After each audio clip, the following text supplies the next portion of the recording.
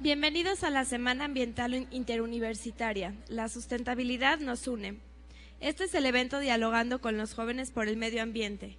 Antes de comenzar el foro de diálogo, tengo el agrado de presentarles a Tania Campos Murga, coordinadora de responsabilidad social de Ford de México, quien nos hablará de la sustentabilidad en Ford, y a Marisa Álvarez, gerente general del Comité Cívico de Ford y sus distribuidores, quien nos hablará de los programas de responsabilidad social. Bienvenidas.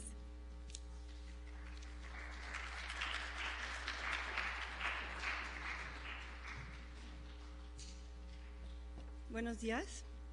Para nosotros Ford, la sustentabilidad es un pilar de suma importancia. El sistema híbrido de Ford reduce la dependencia de combustibles de origen fósil, reduciendo las emisiones de dióxido de carbono y luchando más eficazmente contra el cambio climático. Tenemos unos motores nuevos que se llaman EcoBoost. Estos motores permiten que motores más pequeños tengan una mayor potencia. No sé si los han oído hablar, pero es como un motor turbo de inyección directa, los cuales reducen mucho el consumo de combustible. En Ford se espera que en 2013 1.3 millones de unidades de vehículos Ford tengan este motor EcoBoost, el cual ayuda al medio ambiente. La tecnología EcoBoost debutó primero en la Ford Flex en Estados Unidos y ahorita está disponible en la F-150, en la Explorer, en la Edge, en el Lincoln MKS, y en 2013 se espera que el 90% de nuestros vehículos Ford tengan el EcoBoost para Norteamérica. También tenemos una nueva transmisión llamada PowerShift, la cual consta de doble clutch de velocidades que son más livianos, los cuales permiten lograr un ahorro de combustible. Tenemos otro tipo de motores que seguramente los han visto en la Escape o en la Explorer, los cuales se llaman Flex Fuel. Estos motores, además de quemar gasolina normal, queman bioetanol. El bioetanol es un alcohol obtenido a partir de la fermentación de materias primas como el trigo, la caña de azúcar, el betabel y otros, logrando que las emisiones de contaminantes se reduzcan hasta en un 80%. Les voy a hablar un poquito del Ford Fusion híbrido. Lo tenemos allá afuera para que nos visiten y puedan hacer una prueba de manejo. Está en el recorrido de aquí de la cafetería hacia los otros edificios, en donde está un puente. Ahí lo pueden ver, está también un Ford Fiesta y pueden ahí registrarse para una prueba de manejo. El motor Fusion híbrido consta de un motor tradicional con un motor eléctrico, el cual también tiene un sistema de frenos regenerativos y permite ahorrar energía. En condiciones ideales, este motor te puede dar hasta 1,126 kilómetros con un solo tanque. Esto significaría de México a Monterrey con un solo tanque de combustible. Actualmente es el sedán híbrido más eficiente en América. También hemos lanzado en 2010 el C-Max híbrido y Ford sacará en 2012 5 nuevos modelos verdes, los cuales son 2 coches 100% eléctricos como en la Transit Connect y el Ford Focus, y tendremos 2 híbridos eléctricos de nueva generación y un híbrido plug-in. El Focus eléctrico es un híbrido plug-in, el cual llevará baterías de litio, una se encontrará en la cajuela y otra en el tanque de gasolina.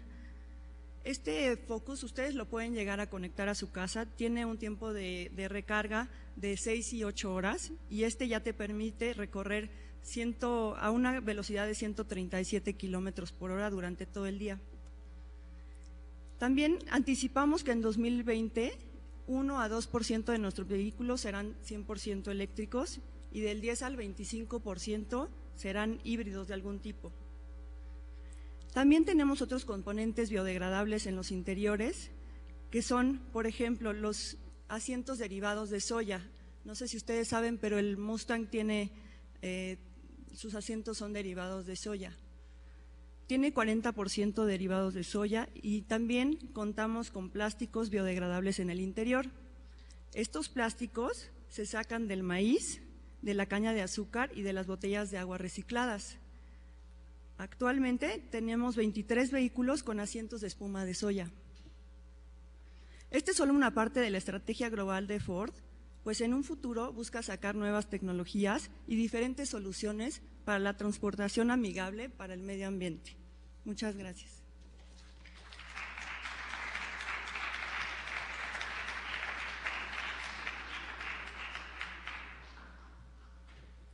Buenos días. Primero quiero agradecer la oportunidad de estar aquí, de poder hablar con ustedes y de ver que es posible reunir a instituciones tan diferentes como son Ford y sus distribuidores, Equilibrio, la Universidad Iberoamericana y el TEC de Monterrey, para hablar de un tema en común y de vital importancia, que es el medio ambiente. Y así como hoy estas instituciones se reunieron para hablar de este tema, hace 45 años Ford se unió junto con su red de distribuidores. Cuando hablamos de distribuidores en Ford, hablamos de los dueños de las agencias, ¿no? De todas las agencias que venden los vehículos Ford. Entonces se reunieron hace 45 años y formaron una asociación civil sin fines de lucro que se llama Comité Cívico de Ford y sus distribuidores. El fin inicial de este comité era apoyar al gobierno en la construcción de escuelas primarias públicas. Esto porque pues, se ve que, o se sabía en aquel entonces, hace 45 años, que la educación era muy importante y el gobierno no se daba abasto. Entonces Ford, con la red de distribuidores, empiezan a construir escuelas primarias en toda la República. Pero después de algunos años, en 1998, se da cuenta que no es suficiente con la infraestructura y deciden meterse de lleno al tema de calidad en la educación. Ahí empezamos a buscar programas para capacitar a los maestros y a los directores de las escuelas, para darles valores a los niños y a los padres de familia. Son programas que están vigentes al día de hoy. También hay un torneo de deportes que se organiza entre todas las escuelas de Ford, que de hecho estamos a 2 semanas de celebrarlo. Y también empezamos a equipar aulas de medios para que los niños tengan la oportunidad de estar más cerca de la tecnología y tener más oportunidades a futuro. Más tarde, en 1997, Ford junto con la red de distribuidores deciden entrar al tema de medio ambiente y el primer programa al que se suman es Salvemos al Berrendo.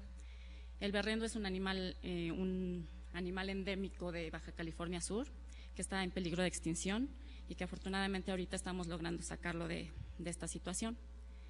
Más adelante se trabaja en un programa que se llama Salvemos la Selva Lacandona, en Chiapas por supuesto, y se logran sacar invasiones de poblaciones que no debían estar en la selva, que estaban acabando de mala manera con el territorio.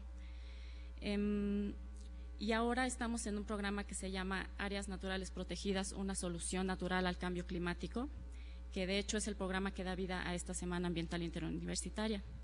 Entonces yo espero que todos ustedes disfruten, que cuestionen, que aprendan y que ayuden, que todos estamos viendo que es una realidad unir a diferentes instituciones con diferentes intereses o mismos intereses y que llegan a ser competencia con tal de ayudar al medio ambiente y a nuestro planeta. Entonces, échenle muchas ganas y esperamos verlos afuera luchando por la responsabilidad social. Muchas gracias.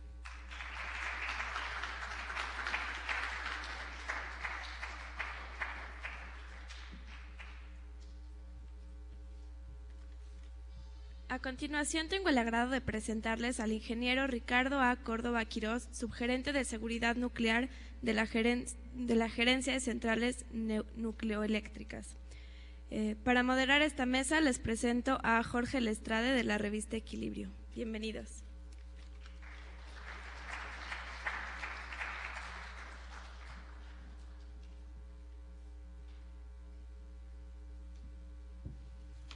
Hola, ¿qué tal? Gracias por la invitación, es un honor estar aquí con ustedes. Y bueno, todos hemos todos estamos muy pendientes últimamente de la energía nuclear por lo que acaba de suceder en Japón. Si países y continentes completos, países como Alemania, como Inglaterra, como Francia, a raíz de lo que sucede en Japón, una de las sociedades más tecnificadas, con mayores estándares de control, de calidad, de seguridad, viven lo que están viviendo. No es raro que los países europeos volteen a verse a sí mismos sobre su futuro en relación con la energía nuclear. Y lo mismo en México. Tenemos hoy como invitado al ingeniero Ricardo Armando Córdoba Quirós, que nos va a hablar un poco al respecto. Ricardo es ingeniero industrial en electrónica, egresado del Instituto Tecnológico de Veracruz, con maestría en administración y alta dirección en la Universidad Autónoma de Coahuila. Durante sus 19 años de experiencia en el sector nuclear ha trabajado como operador de reactor, ingeniero de turno y jefe de turno en la unidad 2 de la Central Nucleoeléctrica de Laguna Verde. De 2005 a 2010 se desempeñó como jefe del centro de entrenamiento en esa misma central nucleoeléctrica. A lo largo de su carrera ha obtenido las licencias de operador de reactor y supervisor de operaciones de reactor otorgadas por la Comisión Nacional de Seguridad Nuclear y Salvaguardias. Actualmente se desempeña como subgerente de seguridad nuclear en la Gerencia de Centrales Nucleoeléctricas de la Comisión Federal de Electricidad. Muchas gracias por estar aquí, bienvenido. Y bueno, la dinámica, yo voy a empezar con algunas preguntas para lanzar el tema. La idea es que después de una exposición del ingeniero Córdoba, todos participemos con preguntas. Yo creo que el tema es apremiante dada la coyuntura. Y bueno, hay un punto central que de hecho se comentaba ayer. La energía nuclear hasta Fukushima se veía como una alternativa viable en términos de transición energética para reducir el uso de, digamos, de la generación de energía a partir de combustibles fósiles, como el carbón, como el gas, y en esa transición difícil hacia las energías renovables. La nuclear se veía como una opción viable, conocida, segura incluso, y ahora pareciera que el escenario cambia un poco por lo que acabamos de ver en Japón. En ese sentido, bueno, creo que hay muchas preguntas en el aire que tienen que ver con si la energía nuclear es segura, si la energía nuclear es realmente limpia, qué se hace con los residuos, por ejemplo, en el caso de México, si estamos preparados para una contingencia como la que se vive en Japón. No podemos descartar una situación semejante, mucho menos teniéndolo junto al Golfo de México, donde los huracanes cada vez son más frecuentes. En fin, creo que hay una serie de preguntas que nos gustaría aquí soltar y por supuesto primero tener una exposición de su parte. Muchas gracias. Adelante.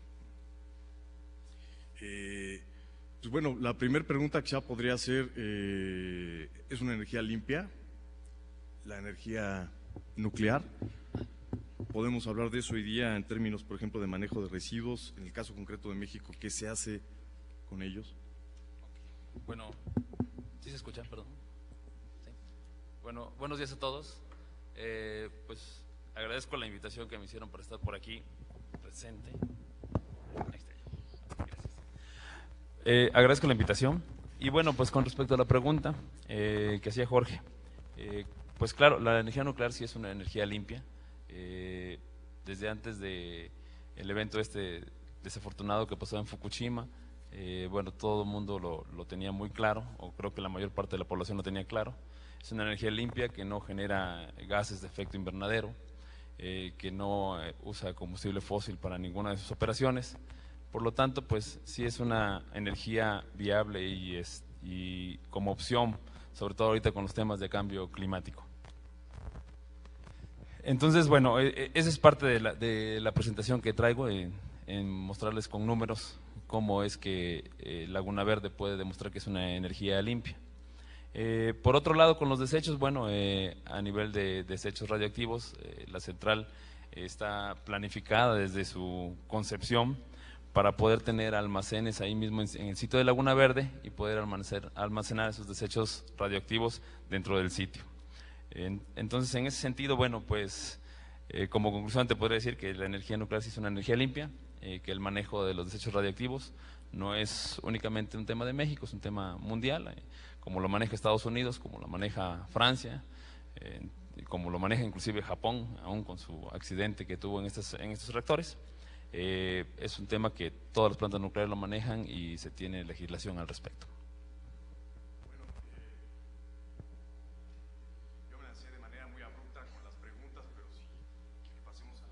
Ok, si quieres empezamos por ahí. Ok, no te preocupes.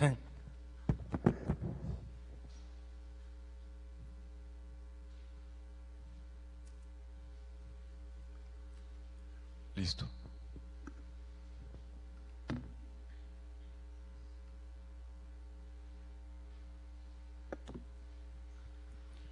Ok, bueno, pues empezando con este tema de la energía nuclear. Quisiera platicarles un poco cómo es que la Comisión Federal de Electricidad está conformada la generación de energía eléctrica. Como también es del dominio público, bueno, ahora el suministro de energía eléctrica pues lo hace la Comisión Federal de Electricidad en todo el país.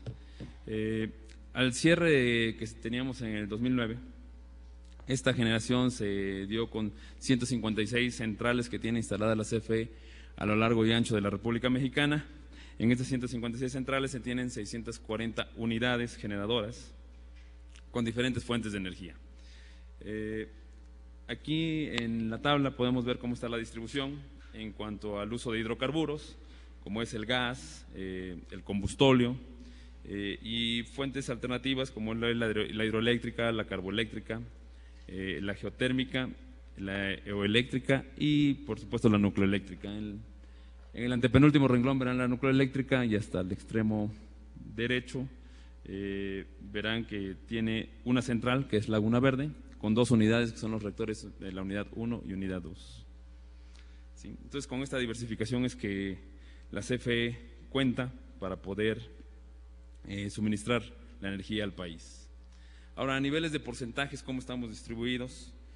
Bueno, pues como verán, el 48.57% lo conforma el ciclo combinado. Ciclo combinado usa derivados del petróleo, que es combustóleo prácticamente. Las otras energías, como la termoeléctrica convencional, también que está en color verde, con un 18.58%. La carboeléctrica, que es un 12.65%. Y pues como verán ahí en la parte inferior, la nucleoeléctrica aporta apenas un 4.55% de energía al país. También de esta gráfica se puede desprender que la mayor parte de porcentaje de generación de energía eléctrica es por combustible fósil, ¿no? Entonces es uno de los retos grandes para la Comisión Federal de Electricidad, poder empezar a prescindir de estos combustibles para poder generar energía eléctrica por otros medios, ¿no? Esto enfocado a lo que es el Plan Nacional de Desarrollo en cuanto a la reducción de emisiones de gases de efecto invernadero, ¿no? Bueno, y también aquí en el 2009 se observa que la energía generada en Laguna Verde fue de 10.5 millones de megawatts hora. Bueno, Laguna Verde, ¿dónde está situada? Creo que no sé si todos ubican perfectamente dónde está Laguna Verde. Está a 70 kilómetros al noroeste del puerto de Veracruz, sobre la costa del Golfo de México, como bien lo dijo Jorge. Tiene 2 unidades, 2 reactores, son del tipo BWR por sus siglas en inglés, que es un reactor de agua hirviente o en ebullición, y el proveedor de los sistemas nucleares ha sido la compañía General Electric. ¿Qué más datos tenemos? El núcleo del combustible de los reactores de Laguna Verde está compuesto de 444 ensambles combustibles.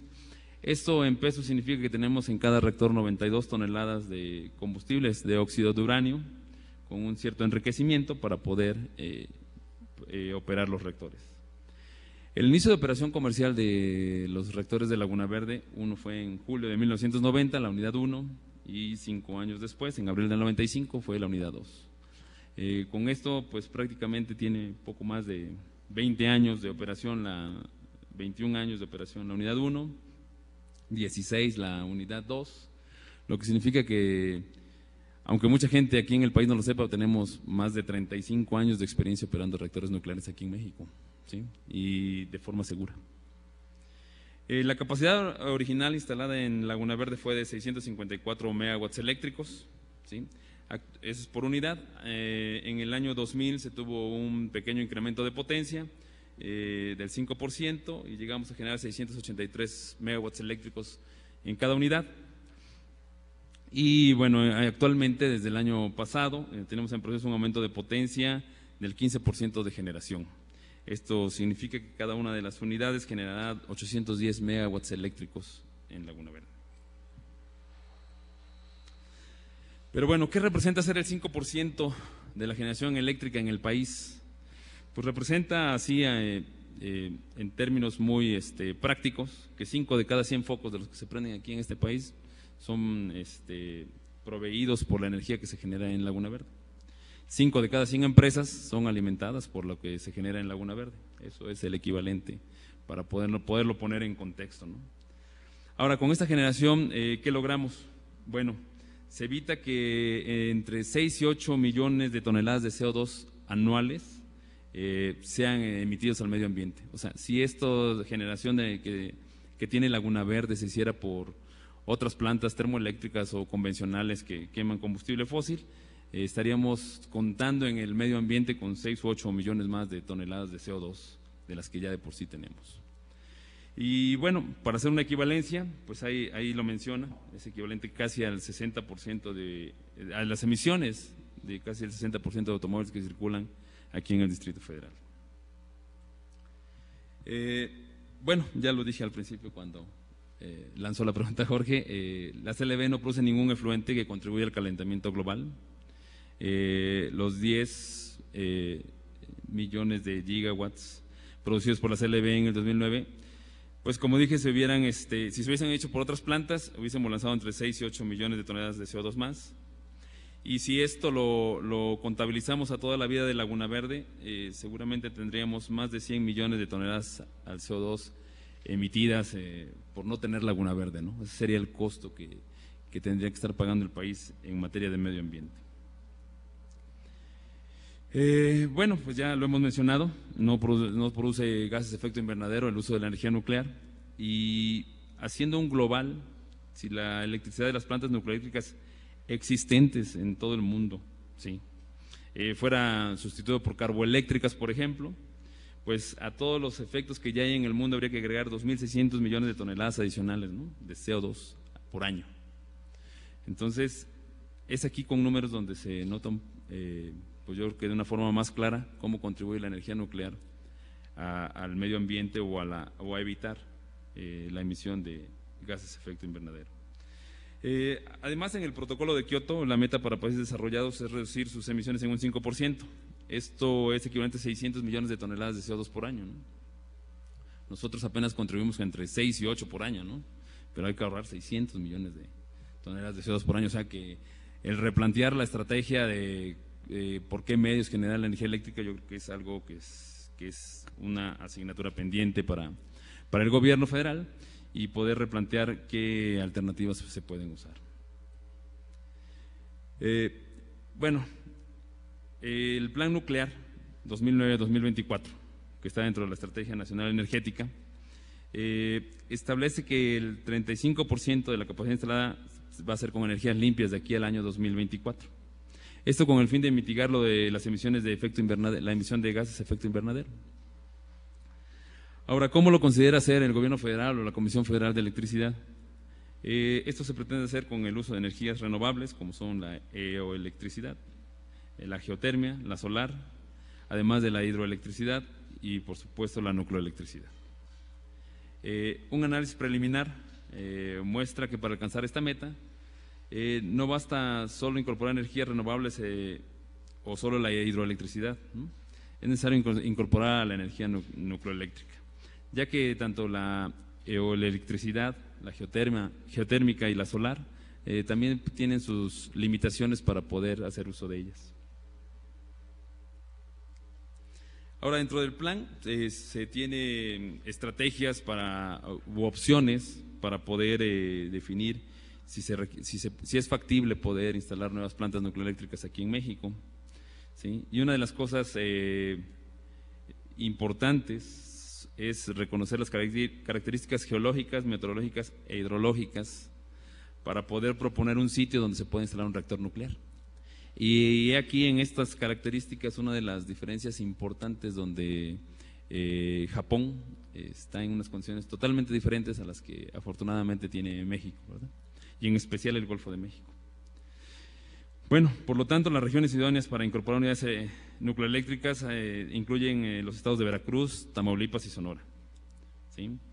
Se ha tenido como primera opción el sitio de Laguna Verde, ya que ahí el predio tiene capacidad para albergar 2 reactores nuevos ahí, y bueno, la infraestructura además que ya se tiene bastante avanzada. La localización de los sitios potenciales pues, las podemos mostrar a continuación.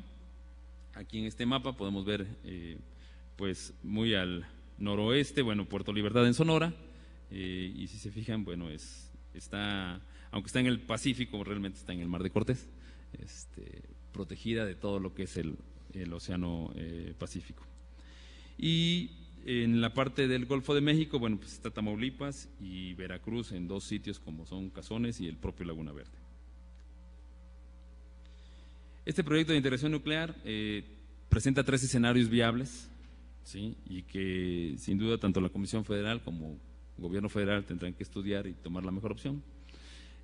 Uno es construir 2 unidades nucleares en el Golfo de México, otro es construir 4 unidades nucleares, 2 en el Golfo de México y 2 en el Pacífico, y hasta 6 reactores nucleares, que serían 4 en el Golfo de México y 2 en el Pacífico. Son los 3 proyectos que se tienen en estudio para poder tomar una decisión al respecto.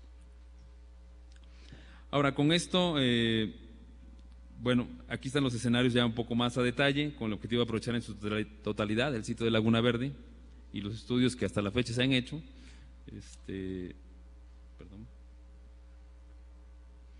El programa es para construcción de las 2 primeras unidades ahí en el sitio de Laguna Verde. Estamos hablando de que si la decisión se tomara hoy, a inicios del 2011, estas unidades podrían estar operando en el 2020 o 2022 respectivamente. O sea, son proyectos de largo plazo. Una central nucleoeléctrica lleva del orden de 9 años para poderse, desde que se inicia la ingeniería, se inicia el proceso de licenciamiento de la planta hasta que se construye y se pone en operación. Bueno, con este primer escenario, ¿qué pasaría con el porcentaje de generación de energía limpia en el país? Bueno, pues ya en lugar de ser el 4,54, ahí en la parte superior se podría ver que avanzaríamos a ser el 5,63%. Con un segundo escenario de las 4 unidades, 2 en el Golfo y 2 en el Pacífico, se tiene ahí las fechas probables de inicio y los gráficos mostrarían que podríamos elevarnos hasta el 8,3% de generación por medios nucleoeléctricos, ¿no? Y esto sumándolos a los eoeléctricos, a los geotérmicos y a los hidroeléctricos, ¿no? Entonces, conforme se van mostrando los escenarios, se puede ir observando que la dependencia de combustibles fósiles podría ir disminuyendo. Y en el tercer escenario, que se hablan de las 6 unidades, que es un proyecto muy ambicioso, bueno, pues están las fechas de inicio y las fechas de inicio de operación, y lograríamos alcanzar un 33,8% tan solo con la de energía limpia, siendo un 11,37% la nuclear, pero con un total de 33,8% la diversificación de generación de energía por mecanismos alternativos. Bueno, con este programa integrado, aquí están prácticamente en un cronograma y va ligado con los retos que tiene el 2024 el gobierno federal para poder reducir estas emisiones de gases de efecto invernadero. Bueno, de los retos que vienen fuertes, bueno, ¿cuánto cuesta una central nucleoeléctrica, no? Es algo que también es común tener de inquietud, ¿no?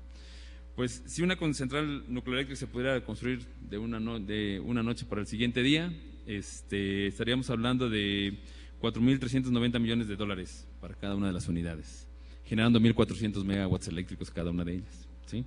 La duración del programa típico es de 9 años, incluyendo, como mencioné anteriormente, las etapas de ingeniería de detalle, construcción, el licenciamiento y ya la propia puesta en marcha de las unidades.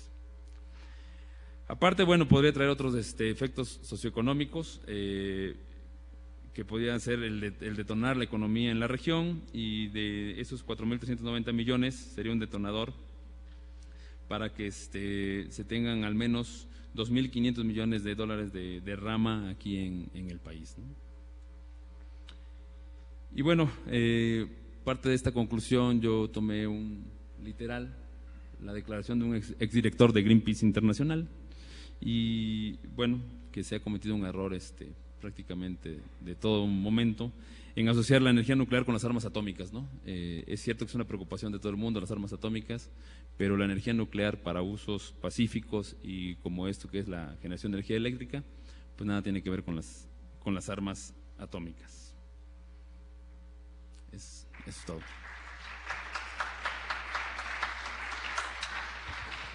Muchas gracias. Bueno, justamente estaba ayer un representante de Greenpeace, adelante por favor, y insistía un poco en esta situación hablando de la energía nuclear, de la necesidad de mandar la inversión en vez de la energía nuclear a las energías renovables, ¿no? ¿Es más barata la energía nuclear? Digamos, ¿es más económica? Sí, en términos reales, sí es más barata. Ahorita a nivel de CFE, los megawatts generados con energía nuclear son los más económicos. Y esto derivado de que los precios del petróleo, los precios del gas son demasiado volátiles y prácticamente eso hace que no tenga un precio unitario de producción estable, ¿no? Entonces, al día de hoy la energía eléctrica generada por medios nucleares es la más barata que genera la CFE. Después de la hidroeléctrica, obviamente, ¿no? La hidroeléctrica prácticamente no se tiene gasto de combustible.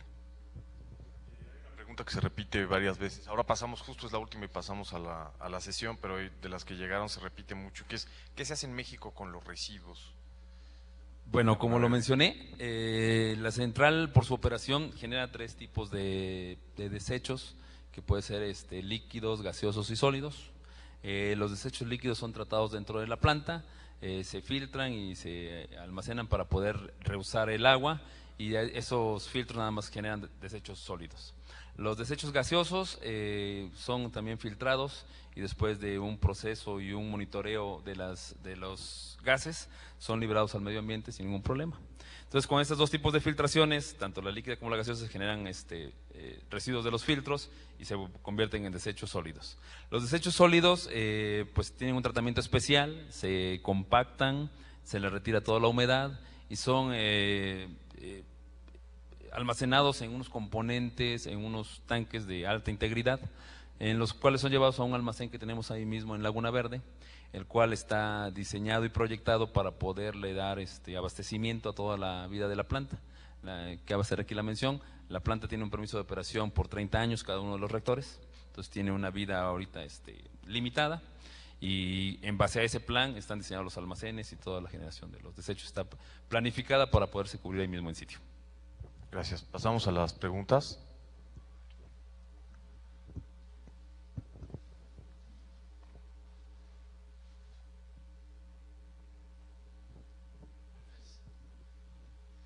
Yo estuve en Laguna Verde hace 2 años y la verdad está bastante padre, se ve que todo lo tienen muy bien organizado.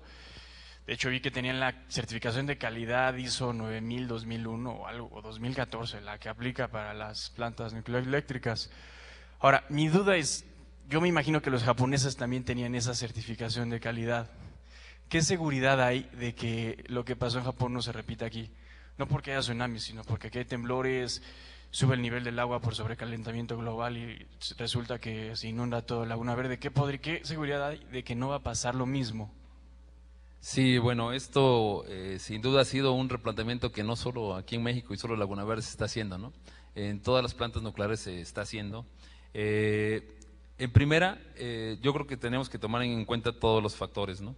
Si bien cada planta, yo estoy seguro que las plantas japonesas tenían las certificaciones que debían de tener y cumplían con la regulación que debían de cumplir, y aún así pues sucedió esto. Yo lo que veo que pasó en Japón fue que un evento natural llevó a operar o a estar en condiciones a estos reactores más allá de sus bases de diseño, y esto es un reto para el uso de la energía nuclear, obviamente. Pero el hecho de operar más allá de sus bases de diseño en cuanto al propio sismo que se presentó y en cuanto al tsunami propio, pues hay 2 maneras de ver las cosas, ¿no? El vaso medio lleno o el vaso medio vacío.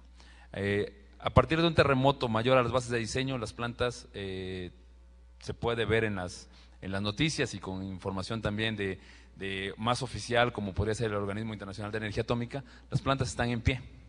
Entonces eso quiere decir que a pesar de todo esto, soportaron más allá de lo que estaban diseñadas.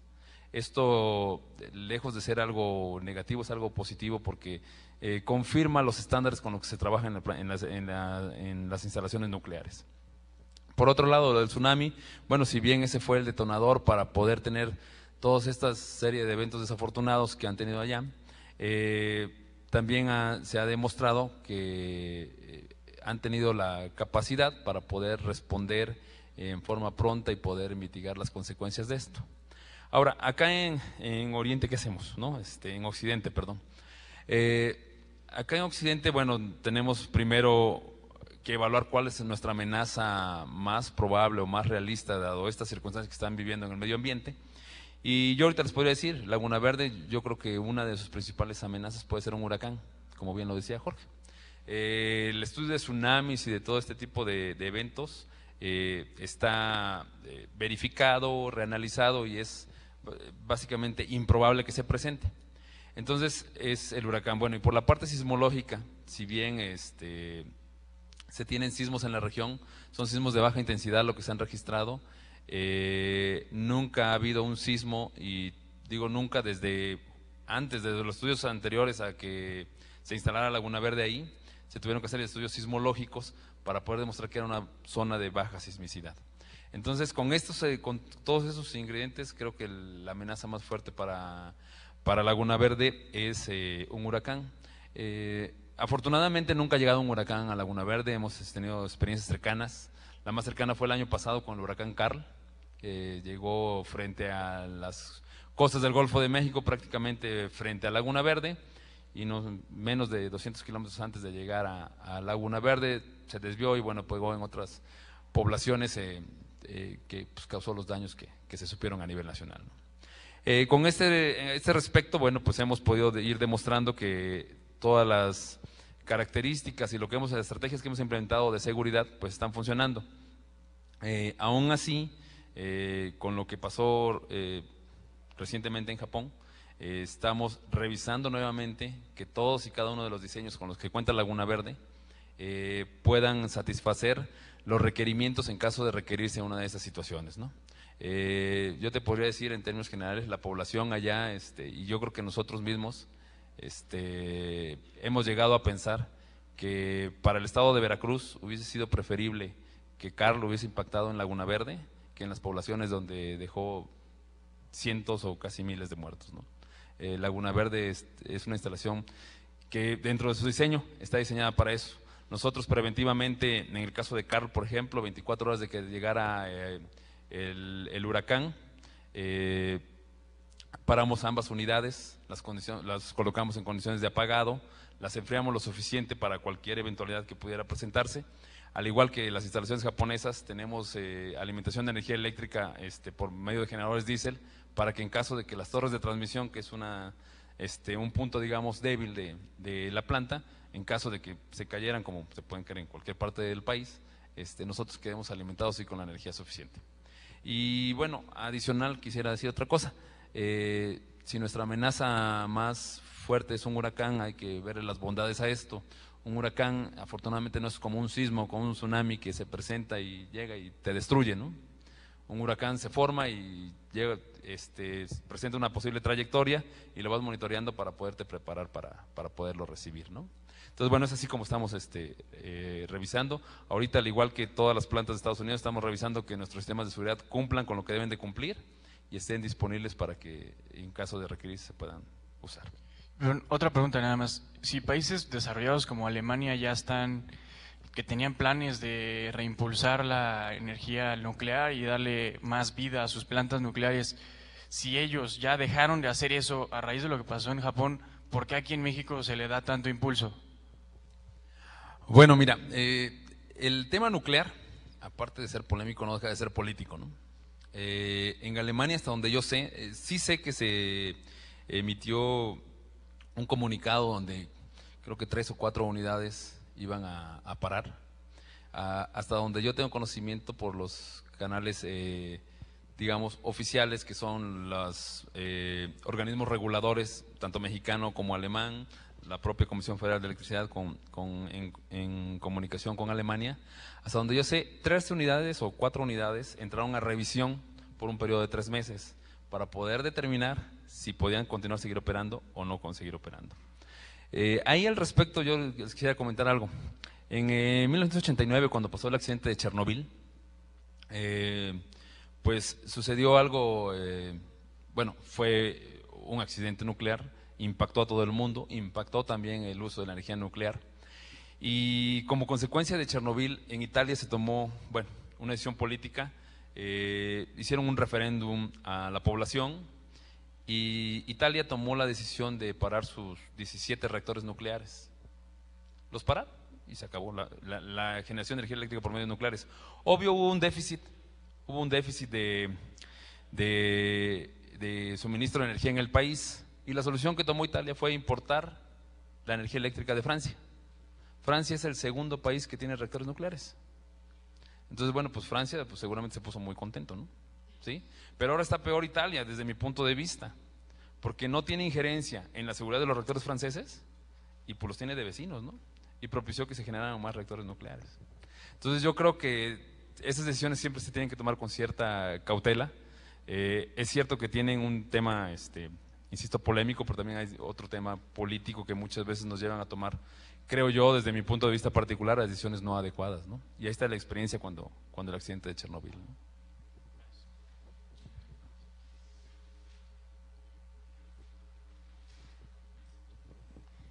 Bueno, se habló de que México quiere reducir sus emisiones de CO2 por el protocolo de Kioto y tiene la gran ventaja de que la energía nuclear no emite estas emisiones.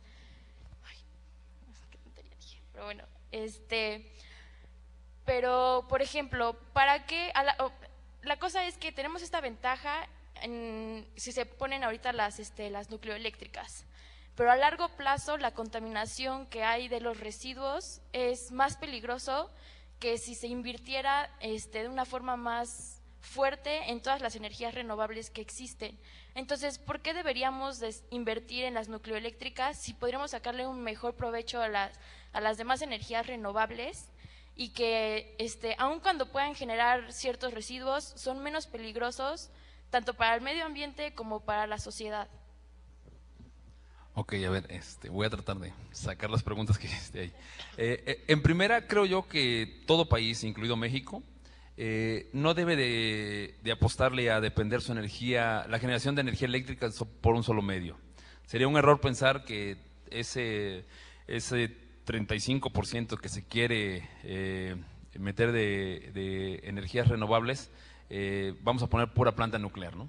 Eso sería impensable y no sería lógico, ¿no? Yo creo que debe de diversificarse, ¿no?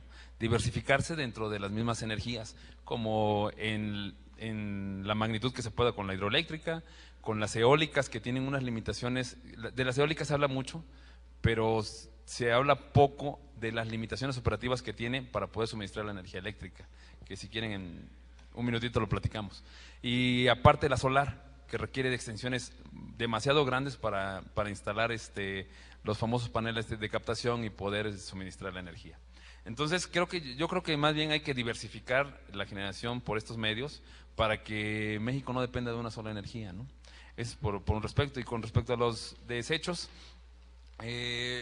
bueno, hasta donde yo tengo conocimiento, los desechos no son peligrosos, son tóxicos, es cierto, pero bien almacenados no representan ningún peligro ni para el entorno ni para la sociedad. Y para eso, pues cada una de las plantas, cuando se diseña pensando con una proyección de la generación de desechos que se va a tener durante la vida de la planta.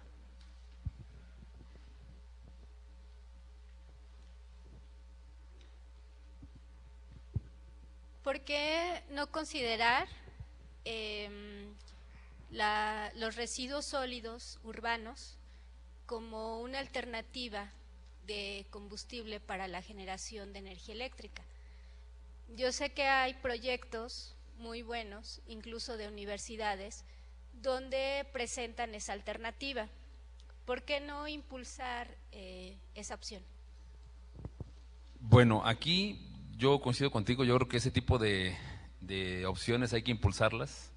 Sin duda alguna, bueno, todo está a nivel experimental, hay que ver hasta dónde se puede hacer uso de ellas a nivel industrial ya, como parte de todo un sistema eléctrico nacional. Y pues yo creo que aquí la apuesta fuerte es con las propias instituciones educativas del país. Sin embargo, bueno, creo yo que a veces la urgencia de toma de decisiones en nuestro país nos lleva a tomar opciones que ya están puestas en la mesa y nada más tomar una opción que invertirle en la innovación de la tecnología. Yo creo que sí se debería de apostar por ellas y como lo dije, tratar de diversificar para depender en lo menos posible de una sola energía y que el sistema eléctrico nacional no tuviera riesgo de ningún tipo, ¿no?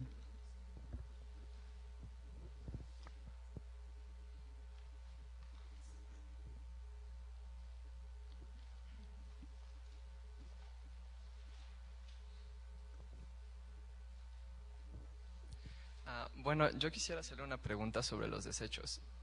Usted dijo que los desechos vienen a almacenarse en la planta. ¿Y después qué? ¿Van a estar ahí el resto de la vida? En fin, o sea, viéndolo más a fondo, a largo plazo, ¿qué va a pasar con los desechos? Bueno, ahí el manejo de desechos a largo plazo, creo que el mayor problema es un problema regulatorio, y cuando digo regulatorio es en cuanto a, no existe en la actualidad una regulación que fije qué hacer con los desechos. Nosotros desde que instalamos la central, en acuerdo con nuestro organismo regulador, que es la Comisión Nacional de Seguridad Nuclear y Salvaguardias, también dependiente del gobierno federal, se tomó la decisión de seguir la legislación del país del que era originario el reactor, en este caso Estados Unidos, como lo mencionamos en la presentación. Entonces, ni en Estados Unidos ahorita en este momento hay una legislación fija de qué hacer con los desechos. Hay un problema, se sabe que a corto plazo quien genera los desechos es quien los maneja, pero como tú dices, a largo plazo ¿qué?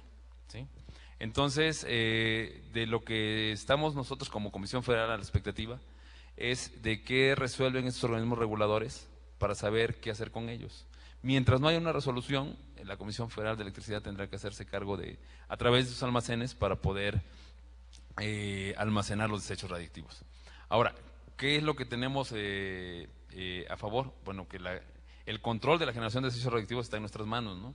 No se genera desecho radioactivo, afortunadamente, como generar basura normal, ¿no? Pero así deberíamos tener conciencia para todo, hasta que estamos hablando del medio ambiente. Pero en la parte de desecho radioactivo se tiene una conciencia muy clara de que todo se use lo extremadamente necesario para cualquiera de los trabajos para minimizar los desechos reactivos y que puedan ser manejables en este tipo de almacenes. Pero a largo plazo lo que tenemos en espera es una resolución regulatoria.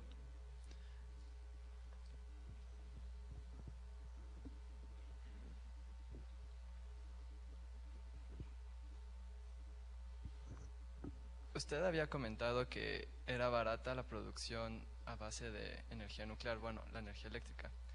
Ahora, si encaramos eso hacia el gasto por controlar el almacén de esos desechos, si encaramos esos dos aspectos, ¿sigue siendo mejor, más barato que las otras producciones? Bueno, mira, si tomamos en cuenta que por regulación, como te mencioné, los almacenes están instalados, al día de hoy, como opera Laguna Verde, con todos la inversión y gastos que debe de hacer, representa, después de la hidroeléctrica, la energía más barata generada, y aunado a eso, no genera gases de efecto invernadero. Entonces se cree que, bueno, podríamos concluir, no es una creencia, podríamos concluir que sí es más económico, aún con estos gastos. Habría que ver qué decisión se toma, por ejemplo, para el manejo de los desechos a largo plazo, para poder saber si es que este costo de producción que tiene las centrales nucleoeléctricas se ve afectado negativamente o en qué magnitud se ve afectado, ¿no? Básicamente. ¿Cuándo acaba la vida útil de Laguna Verde? Ahorita la vida útil de los reactores es de 40 años hasta el día de hoy. Está licenciada para operar 30 años. Esto quiere decir que la unidad 1, que empezó en 1990, en el 2020 terminará su licencia de operación o el permiso que hasta el día de hoy tiene otorgado, y la unidad 2 en el 2025. Y comparado con otros países de Latinoamérica, ¿cómo está México en cuanto a energía nuclear? ¿Cómo está? ¿En qué sentido, perdón? ¿Cuántos reactores tiene Argentina o Chile, Brasil?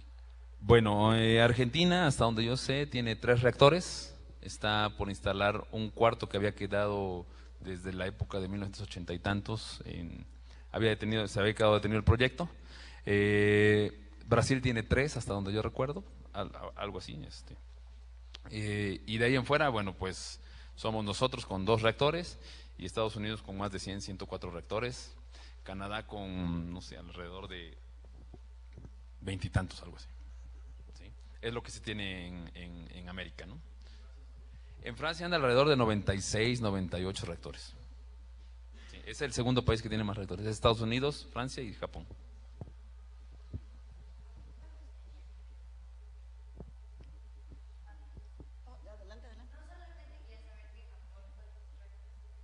Bueno, tiene 54 reactores, ahorita 3 están accidentados, bueno, 4, perdón. Yo tengo 2 preguntas.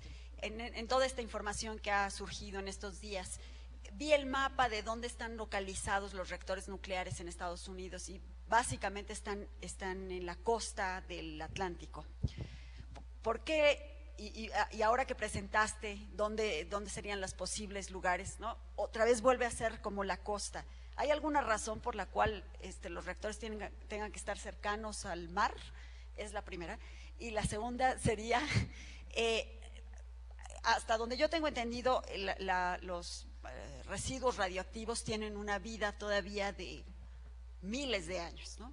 Entonces, uno puede prever el confinamiento para pues un cierto número de años, pero en realidad pues esto no sabemos qué es lo que suceda con el planeta, incluso ya no digamos cientos de miles de años, 10 miles de años, no sabemos qué es lo que. Entonces, pues entiendo que el principio precautorio lo que busca es justamente aquello de lo que no sepamos cuál puede ser el riesgo, mejor no le entremos, ¿no? ¿Qué pasa con el principio precautorio y los residuos radioactivos? Ok, a ver, vamos con la primera. Primero con la ubicación geográfica. Como lo mencioné, para poder determinar un sitio donde se va a instalar una planta nucleoeléctrica, se requieren estudios geológicos, hidrológicos. Dentro de lo geológico es, de las partes más importantes, es la zona el estudio de sismicidad del sitio donde se pretende prever. Bueno, del lado del Pacífico tenemos, bueno, ahí la famosa falla de San Andrés. Son lugares que hasta donde yo tengo entendido, no tengo mucha base técnica, pero hasta donde tengo entendido, superan la media de sismicidad de los Estados Unidos. Entonces, esa es una de las razones por las cuales la preferencia se va hacia el lado ¿no? De la misma forma para México, ¿no? Aparte de que en el caso de México en particular, en la parte del Golfo de México y en especial donde está Laguna Verde, de la costa hacia dentro del mar se tiene una placa tectónica de alrededor de 300 kilómetros. Voy a hablar un poco de turismo, pero no se han visto las diferencias de las playas del Golfo de México a las playas del Pacífico, por ejemplo, ¿no? Son muy diferentes, ¿no? Uno va a cualquier playa del Golfo de México y puede ver hasta 50 o 70 metros gente nadando tranquilamente, sin ningún problema, cosas que son más difíciles de ver acá en el Pacífico. Entonces, bueno, esa es una de las razones también por la que Laguna Verde está del lado ¿no? Eso es con respecto a lo sismológico y lo geológico. Para lo del suministro de agua, si hay una razón, deben estar cerca de donde puedan tener agua para enfriamiento los reactores. En este caso mayoritariamente se hace de agua de mar, y en nuestro caso es agua de mar, estamos pegados al Golfo. Pero en Estados Unidos hay varios reactores que se enfrían con agua de río. Entonces lo importante es tener un suministro de agua de enfriamiento para la central, por eso es que se ubican también preferentemente en la costa y si no, bueno, cerca de afluentes bastante caudalosos, ¿no? Ahora, pues con el tema de los desechos, si bien, como le respondí aquí al compañero, yo creo que los desechos, el principal problema que tienen es el resguardo. La preocupación mayor que puede haber del tema de desechos es el no uso pacífico de cualquier cosa que suene a lo nuclear o a lo atómico, ¿no? Como decíamos en la conclusión de aquí, bueno, el hecho de vincular directamente a la energía atómica con el uso de la energía nuclear, pues yo creo que no sería correcto, ¿no? Es como decía ahí, como vincularlo con la medicina nuclear, que para muchos, lejos de perjudicarnos, nos ha propiciado tener mayores años de vida, ¿no? Entonces, bueno, con el tema de los desechos, creo que yo más bien la preocupación principal es la custodia, ¿sí? Yo creo que el tema de saber dónde se van a almacenar, cómo se van a almacenar, qué van a producir a largo plazo, ese tema creo que ya está bastante estudiado y el problema más bien es quién va a tener la custodia de esos desechos para que queden resguardados y no se haga mal uso de ellos prácticamente, ¿no? No sé si contesté la pregunta.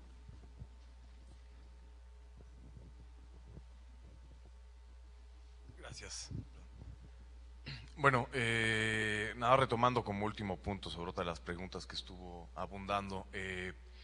Evidentemente cuando hablamos de termoeléctricas, fuera de lo que son las emisiones de gases de efecto invernadero, pocas veces reparamos en los otros costos que tienen, ¿no? La explotación de minas de carbón a cielo abierto tienen enormes costos para los trabajadores, enormes costos en términos de salud. Lo mismo sucede con las emisiones que tienen. Y en ese sentido, por lo regular, se deja de lado cuando se hace el comparativo. Sin embargo, hay una pregunta que estuvo presente y que tenía que ver, digamos, con cierto ánimo apocalíptico, quizá derivado de lo que acabamos de vivir con Japón. Se repite en varias de las preguntas que recibimos por correo y no quisiéramos dejar de hacerla. ¿Cuál es el peor escenario, digamos, que seguramente se tiene contemplado como un escenario probable que podría darse, digamos, en Laguna Verde? Bueno, en Laguna Verde tenemos, pues como lo mencioné antes, tenemos nuestras bases de diseño bien acotadas y sabemos hasta dónde pueden operar los reactores. Aún así, tenemos desarrollado procedimientos de emergencia que prevén condiciones que puedan llevar más allá de las bases de diseño de los reactores. Y bueno, tenemos procedimientos, que esa es una de las fortalezas que tiene una planta nuclear eléctrica, que se opera bajo procedimientos. Y tenemos procedimientos que hacen frente a que Laguna Verde se pueda quedar sin energía eléctrica exterior, como fue el caso de estas plantas en Japón, a que pueda presentarse un huracán y que pueda derribar cuestiones como las torres de transmisión, que son las que nos alimentan de energía eléctrica, hasta situaciones que pudieran llegar a dejarnos sin energía eléctrica también interior, que también pasó en Japón.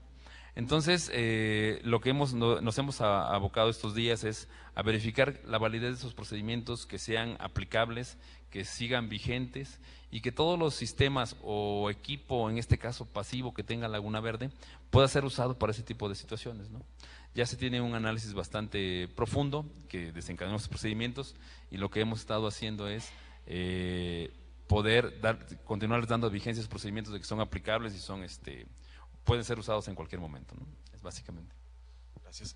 No sé si hay alguna otra pregunta.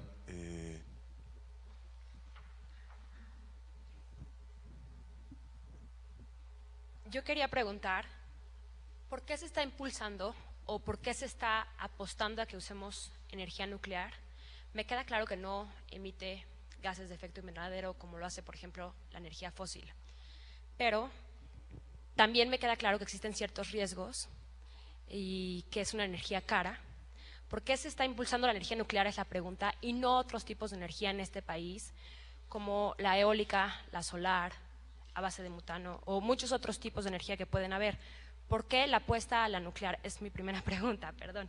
Y la segunda es, ¿en cuánto tiempo, o más bien si nos tocaría ver a nosotros, en nuestro tiempo de vida, que México pudiera depender de la energía nuclear y no de la energía fósil? Es decir, ¿se pudieran construir las suficientes plantas nucleares para poder ver eso? A ver, vamos por partes. La primera, yo creo que, bueno, aquí, en la posición en la que yo vengo, pues yo vengo a hablar de la energía nuclear. Seguramente Comisión Federal también está estudiando la parte solar y la parte hidroeléctrica y la parte eólica. Lo que yo comentaba hace un rato y lo vuelvo a reforzar porque estoy convencido de eso. Creo que un país no le puede apostar nada más a una energía para poder desarrollarse. En este caso, lo que nosotros, o en mi caso, lo que estamos diciendo es, sí es cierto, hay que tomar en cuenta la solar, la eólica, pero no olviden la nuclear, que también es una opción, ¿sí? Que tiene riesgos, pero que son riesgos manejables, ¿sí? Entonces, eso lleva a tu segunda pregunta, que si ustedes van a ver que dependamos de la energía nuclear, mi respuesta sería, yo creo que no, porque no deberíamos de depender de una sola energía para poder generar energía eléctrica, ¿no? Yo creo que hay que diversificar. Yo estoy seguro que la CFE en otros frentes está promoviendo el uso de la energía solar, el uso de la energía eólica, aún con sus limitaciones, y bueno, pues en estos foros también nosotros estamos de que no se quede atrás la energía nuclear. ¿sí? No sé si respondo con eso. Gracias. Bueno, tenemos que dar por concluida esta mesa. Agradecemos a todos, en particular al ingeniero Córdoba Quirós, nuestro invitado. Muchas gracias a todos por estar aquí. Y vamos a otorgar el presente reconocimiento al ingeniero Córdoba Quirós. Muchas gracias, muchas gracias. Y bueno, antes de que se retiren, sí me gustaría compartir con ustedes algo que tuve la oportunidad de leer todavía ayer por la tarde, y hacían la comparación del accidente de Chernobyl. El accidente de Chernobyl al día de hoy se hace el recuento, digo, y esto porque va muy ad hoc con la semana esta ambiental, se hace el recuento que Chernobyl dejó alrededor de 10,000 muertos causados directos por la radiación después del accidente.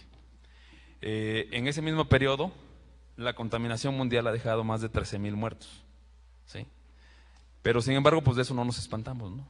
Yo no digo que Chernobyl fue algo bueno, fue algo malo y fue un accidente, en efecto. Pero la contaminación parece no ser un accidente, parece ser algo con lo que vivimos día a día. Entonces yo creo que es una reflexión bastante interesante, porque decía el comentarista del reportaje, que pareciera que nos gustara estar muriendo de forma lenta, ¿no? Porque no nos damos cuenta. Con la contaminación va causando muertes, va causando destrucción también, y por eso pareciera que somos no somos tan conscientes de los efectos que tiene, ¿no? Entonces, en ese aspecto yo sí quisiera hacerles esa reflexión aprovechando esta semana ambiental, y que, pues como dijeron al inicio, nos unamos todos para que tener un mejor medio ambiente, no solo en México, sino en todo el mundo, ¿no? Gracias.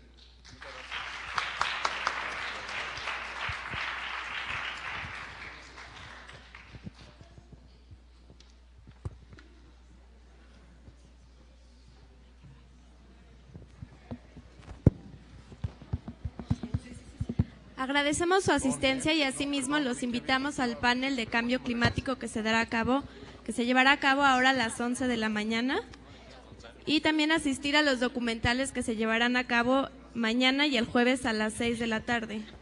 No olviden registrarse para tener sus boletos para la rifa del iPad y del viaje.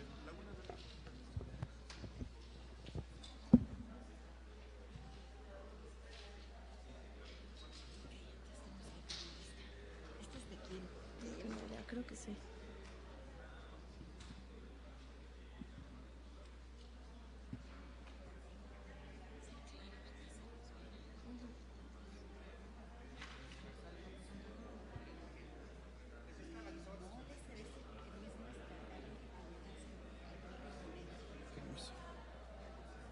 Gracias, cambiamos.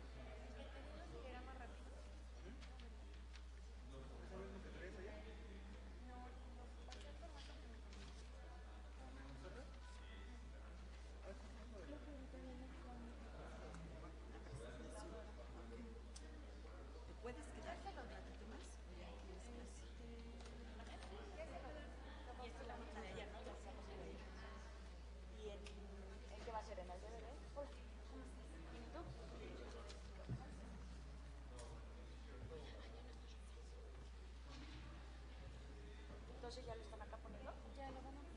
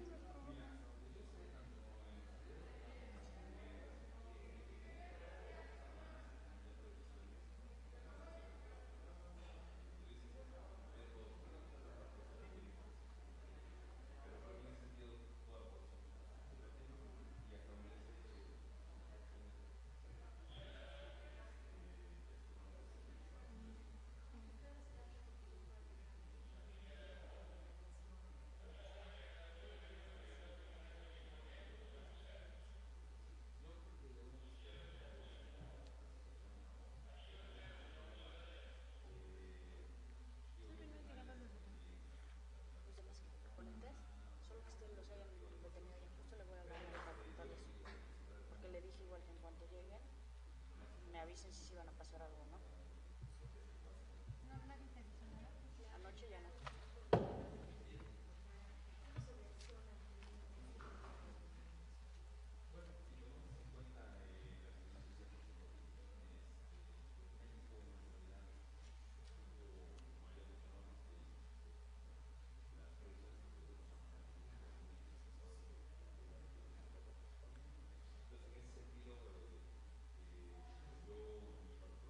Hola, Mario.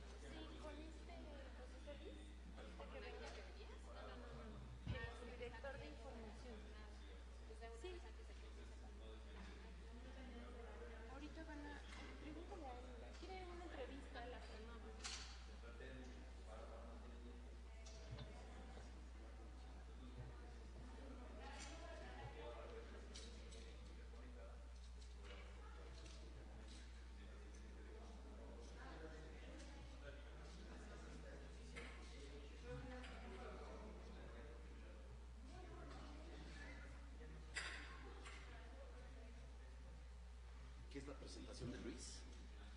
¿Está? Sí. Ah, ok, perfecto. ¿Es el primero que es, verdad? ¿Quieres usar? Si se puede para que ya...